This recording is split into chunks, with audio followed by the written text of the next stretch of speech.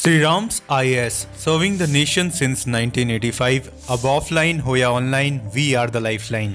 Hello and नमस्ते, मेरा नाम है डॉक्टर दीपानेत और आपका स्वागत है इस एनालिटिकल वीडियो पे। एज अ सोसाइटी कभी आपने ऑब्जर्व किया है कि हमें बहुत फैसिनेशन होता है वॉर से। हमेशा हमें ना जब भी वॉर के बारे में पता चलता है, क्या कोई न्यूज़ पता चलता है, हम इमीडिएटली उसको लेके काफ़ी ऑब्सेस करने लगते हैं, उसके बारे में पढ़ते हैं और ऐसे सिनेरियोज देखते हैं कि भाई अगर न्यूक्लियर वॉर हो गया तो क्या हुआ। आजकल एक ट्रेंड में चल रहा है कि अगर न्यूक्लियर वॉर हुआ तो कौन से 5 कंट्रीज हैं जो सेफ होने वाले हैं। भाई अगर न्यूक्लियर वॉर हुआ तो पूरा का पूरा विश्व में इम्पैक्ट होने वाला है, because we are talking about a globalised world जहाँ पे ट्रेड, क्लाइमेट चेंज सभी चीज़ें हमें साथ में लेके चलती है। नाउ जब इतना फैसिनेशन है वॉर को लेके, हम कभी ना पीस टाइम्स या पीस टॉक्स को फोकस ही नहीं करते हैं। हम ये नहीं समझते हैं कि जो वॉर है वो एक्चुअली में एक एबरेशन है। एबरेशन मतलब ऐसा कोई चीज जो कि नॉर्मल से अलग है, it is not the normal. अब वॉर अगर हम एज अ टॉपिक देखें, ये जैसे कि हमें सोसाइटी में we are so obsessed about the war, of course academics में भी वॉर को लेके एक ऑब्सेशन है। मैंने खुद मिलिट्री को स्टडी किया है, इजरायली मिलिट्री पे अपना पीएचडी किया है, and war remains a fascinating topic for research, specially क्यों वॉर होता है और वॉर से क्या अचीव करना चाहता है country, decision making, strategic thought, ये सारी चीजें हमें फैसिनेट करती हैं। बल्कि जियोपॉलिटिक्स आप छोड़िए, अगर हम इकोनॉमिक्स की बात करें वहां पे तो पूरी तरीके से गेम थियरी आ जाता है, जो वॉर प्रेडिक्शन करता है, सिमुलेशन गेम्स करवाता है ना। सबसे इंपॉर्टेंट चीज हो जाता है जब हम वॉर को देखते हैं, ये चीज बहुत इंपॉर्टेंट है कि जो भी कंट्री वॉर के बारे में सोचता है या वॉर को मतलब it's on the cusp of a war, war declare होने वाला है, तो कई कॉस्ट बेनिफिट एनालिसिस करना पड़ता है। इसीलिए मैंने प्रीवियस लेक्चर्स में भी कहा कि इतना आसान नहीं है एक वर्ल्ड वॉर 3 होने का, इतना आसान नहीं है न्यूक्लियर वॉर होने का। एक्चुअली न्यूक्लियर वॉर तो हो भी नहीं सकता, डेटरेंस गेम खेल जाएगा वहां पे। तो जब कोई भी कंट्री वॉर डिक्लेयर करता है या वॉर की तरफ मूव करता है, तो ऐसी 5 चीजें होती हैं जो कि कांस्टेंट रहता है या कहीं ना कहीं इसका कॉम्बिनेशन रहेगा, राइट। एंड देखा गया है, if you take a look at the geopolitical history, अभी के समय जितने वॉर्स हो रहे हैं ह्यूमन हिस्ट्री में, एक्चुअली में ये काफी कम है। क्योंकि पहले हर जगह पे वॉर होता रहता था, टेंशन होता रहता था, but because today there is information flow and there is an interconnectedness, तो cost of war has gone up. अभी वॉर डिक्लेयर करने से पहले एक लीडर को कई सारी चीजें सोचनी पड़ेंगी, खुद के रेप्यूटेशन, कंट्री का रेप्यूटेशन, लोगों का एक और बहुत सारी चीजें होती हैं जो सोच के ही वॉर डिक्लेयर किया जा सकता है। बट ये सारी चीजें जब आप एक कॉस्ट बेनिफिट एनालिसिस पे डालते हो तो एक रेड लाइन बनता है, और वो रेड लाइन क्या है कि वॉर तभी किया जा सकेगा जब एक कंट्री के सेफ्टी, सिक्योरिटी, टेरिटोरियल इंटीग्रिटी, इन सारी चीजों पे बात आती है, सॉवेरेनिटी पे बात आती है। बट तभी भी एक कंट्री, एक डेमोक्रेटिक कंट्री 2 बार सोचेगा कि क्या ऑप्शंस और है before we opt for a war. क्या हम स्ट्रैटेजिक स्ट्राइक्स कर सकते हैं, क्या हम कोई सैंक्शंस लगा सकते हैं, क्या हम अलायंस बिल्ड करके प्रेशर टैक्टिक यूज कर सकते हैं। We will constantly think of alternatives before we go for a war. War is always the last option. Now अगर इतना ही एक्सपेंसिव है, इतना ही डिफिकल्ट है वॉर कॉल आउट करने का, तो क्यों आज के दिन में इतने वॉर्स चल रहे हैं। तो समझते हैं ये 5 रीजंस जो अगर किसी कॉम्बिनेशन में आपका ये एक पर्टिकुलर सिचुएशन में हो, उसके बेसिस पे वॉर इजीली डिक्लेयर किया जा सकता है। समझते हैं सबसे पहले पॉइंट पे, अनअकाउंटेबिलिटी क्या है ये। अगर कोई लीडर उसके पास इतना पावर है कि he or she is not responsible or not accountable to his or her people.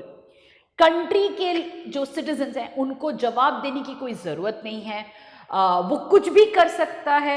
इतना पावर है कि अगर किसी ने भी आवाज़ उठाई तो आवाज़ को बंद कर दिया, मतलब can be sentence to death, jail कर दिया, या कोई फर्क नहीं पड़ता है कि इंटरनेशनली कुछ हो रहा है, क्योंकि खुद के पास इधर पेट्रोल है, क्रूड ऑयल है, या गोल्ड है, या यूरेनियम है, या वेपन्स का पूरा खुद का मार्केट है कि किसी दूसरे कंट्री पे हमें डिपेंड नहीं करना पड़ेगा। हम ब्लैक मार्केट से अपना इकोनॉमी चला सकते हैं। अगर ऐसा कोई कंट्री है, ऐसा कोई कंट्री अगर होता है जहां पे कंप्लीट अनअकाउंटेबिलिटी है, that country will be prone to war.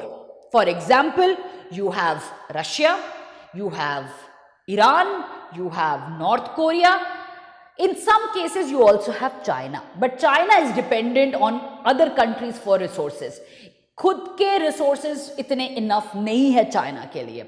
But north Korea के डिक्टेटर्स को देख लो, अफ्रीका में कितने डिक्टेटर्स हैं जो कि ये डिसीजन ले सकते हैं that will go for a war. कोई भी डेमोक्रेटिक कंट्री, कोई भी कंट्री जो दूसरों पे डिपेंडेंट है, वो 2 बार सोचेगा वॉर के लिए, वो ऑल्टरनेटिव्स पे बात और फोकस रखेगा। आते हैं दूसरे पॉइंट में, आइडियोलॉजिकल। अब आइडियोलॉजिकल या आइडियोलॉजी एक ऐसा वेपन है जिसके थ्रू में मास को, सिटीजन्स को आराम से ब्रेन वॉश कर दिया जा सकता है, ये कह के कि ये एक बड़ा एजेंडा है, हमें ये सैक्रिफाइस करना पड़ेगा, हमारी इकोनॉमी को तोड़ना पड़ेगा, लाखों की जान जाएगी, सब कुछ मान लेंगे क्योंकि हमें एक बड़ा उद्देश्य के लिए लड़ना है। गॉड्स ग्लोरी हो जाए, या हम फ्रीडम की बात करें, या हम कोई रिलीजन को प्रोटेक्ट करने की बात करें, या खुद के रिसोर्सेज को प्रोटेक्ट करने की बात करें, ऐसा कोई आइडियोलॉजिकल ब्रेन वॉशिंग आप करवा दो सोसाइटी में जिसके बेसिस पे ये लीडर डिक्लेयर कर सकता है वॉर। मोस्टली एक समय था, क्रूसेड्स का समय था, जब रिलीजन को लेके यही किया जाता था, आइडियोलॉजिकल वॉरफेयर हुआ था। कोल्ड वॉर के समय पे अगर आप देखोगे, उस समय पे मार्केट आइडियोलॉजी था कि भाई सोशलिज्म या कैपिटलिज्म के ऊपर हम लोग स्प्रेड कर रहे थे पूरा क्राइसिस। आज के दिन अगर हम बात करते हैं तो it is more of reputation, more of resources, कौन किस रिसोर्स को हावी कर रहा है एंड कितना किसके पास इन्फ्लुएंस है, वो डिटरमाइन करता है आइडियोलॉजी आज के दिन पे। तो if you take an example of Russia, Russia का जो अग्रेशन रहा है, it has always been about protecting its so called near neighbourhood, कि भाई मेरे नियर नेबरहुड में मत आओ, right? Because the ideology that it has always talked about is the West is the enemy. West provoke कर रहा है, waste हमारे इंटरेस्ट के खिलाफ है, वेस्ट हमें ऐसा सिचुएशन क्रिएट कर रहा है जिसके वजह से हमारे खुद के लोग बढ़ नहीं पा रहे, हमारे खुद के लोगों को जो रिसोर्सेज उनके हैं वो डिनाई हो रहे हैं। China again anti West, Iran, North Korea, सबको पता ही है कि the way they treat the western countries. The idea is you need to have an enemy जो कि आपके आइडियोलॉजी के खिलाफ है, ये आपको अपने लोगों को समझाना पड़ेगा सो दैट आप डिक्लेयर कर सकते हो वॉर। तीसरा क्या है आपका पॉइंट? बायसनेस। आपको एक ऐसा बायसनेस क्रिएट करना पड़ेगा जिसके बेसिस पे you are not as a leader, जो एक कंट्री का लीडर है, you are not open to any kind of criticism. चाहे पूरी दुनिया कहे कि आप एक वॉर क्रिमिनल हो, आपके अगेंस्ट पे अरेस्ट वारंट रिलीज किया जाए, आपको बोला जाए कि आप जेनोसाइड कर रहे हो, आप अपने कान को बंद करके रखोगे ये कह के कि भाई नहीं, ये सारे क्रिटिसिज्म्स बायस्ड है। जब आप ये सोचने लगोगे, you become an authoritarian, an autocrat, and obviously an autocrat will not listen to any other opinion except कि उनको क्या चाहिए। So when one closes off isolationism की तरफ चला जाता है कोई कंट्री, वो कंट्री प्रेडिक्ट किया जा सकता है कि वॉर प्रोन होने वाला है, जैसे कि नॉर्थ कोरिया, जैसे कि Iran, any country that moves towards isolationism, any country that moves towards an ideological biasness, highly probable that it's going to be war prone. Next is uncertainty. ये prisoners dilemma कैसे लिया गया है, game theory, कि हमें नहीं पता कि सामने वाले के पास क्या वेपन्स है, कितना स्ट्रेंथ है. आज के दिन में सोशल मीडिया में इंफॉर्मेशन भी है, मिस इंफॉर्मेशन भी है, and because of this when we can not predict कि सामने वाला कितना स्ट्रांग है या उसके पास क्या वेपन्स है, उसके एक्सेस क्या है, we are basically having prisoner's dilemma, suspicion, lack of trust. ये पहले भी था, आज भी है, बट आज के दिन we are talking about nuclear weapons जो पहले वाले वॉर्स में नहीं थे. अब आते हैं लास्ट पॉइंट पे, आपका अनरिलायबिलिटी. अब जब भी कोई strong power for variety of domestic reasons decline में जाता है, चाहे वो डिक्लाइन खुद के डोमेस्टिक पॉलिटिक्स के लिए हो, इकोनॉमी के लिए हो, कोई भी पर्टिकुलर रीजन की वजह से there is a slight decline, the country will become very insecure.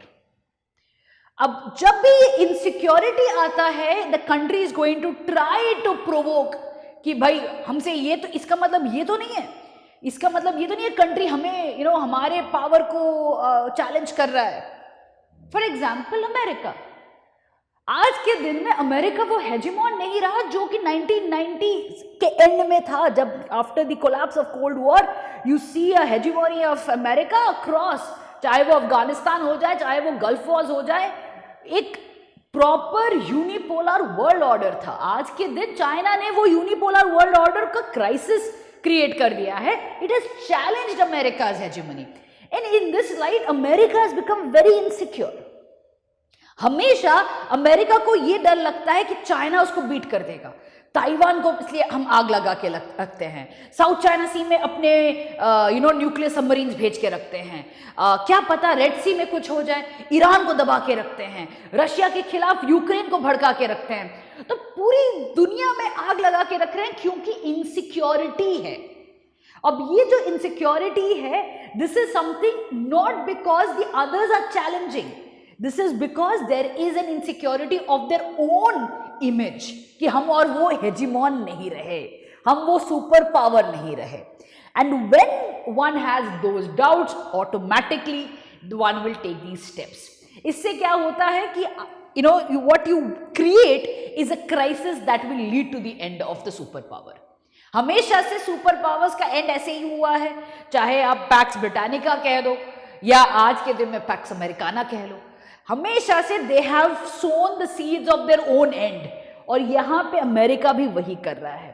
तो अगर ये 5 रीजंस अगर आप स्टडी करते हो तो you will understand that today the crisis across the world, चाहे Russia Ukraine, Israel Gaza, US China के बीच में जो चल रहा है, ताइवान एंड अदर इश्यूज, या आपका सूडान में जो क्राइसिस चल रहा है, हर जगह पे इन 5 रीजंस का कॉम्बिनेशन प्ले आउट करता है, जिसके वजह से आज के दिन इतने क्राइसिस आपको दिखने को मिला है. और जैसे कि मैंने स्टार्ट किया था कि सरप्राइजिंगली आज इतने एक्टिव वॉर्स नहीं चल रहे हैं जितने पहले चलते थे. Right? In the human history, we are actually seeing an era where so many active wars are not happening, so many deaths are not happening because of war. And that is largely due to technology that has come in. And deterrence का role आ चुका है. आज के दिन, Putin can have a seminar and interview and say कि we are going to declare a nuclear war if they don't stop. And UK का जवाब आ सकता है कि अभी हम जा रहे हैं लड़ने के लिए ईस्टर्न फ्लैंक पे. ये सब ब्लफिंग चल सकता है. इससे एस्केलेशन या न्यूक्लियर वॉर का पॉसिबिलिटी नहीं है. The deterrence continues to play a role, क्योंकि cost of war is too high.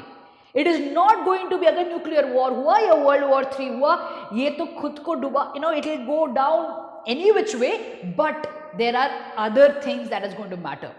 So even if you're talking about an unaccountability, you're talking about biasness, and you're talking about ideological leader like Putin and Kim Jong-un, the calculations for them to carry out a war might be there, but from the opposite end, that is from the democratic countries, a proper retaliation will be thought out. ये नहीं होने वाला है कि there will be a nuclear weapon versus a nuclear weapon. There will be a proper strategy that is going to be brought about. That is where the whole cusp lies.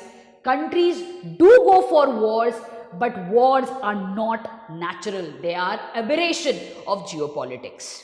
With this, we come to an end. Thank you so much for joining me in today's session. I'll see you in the next one. Bye. Sri Ram's IAS, serving the nation since 1985. Ab offline, hoya online, we are the lifeline.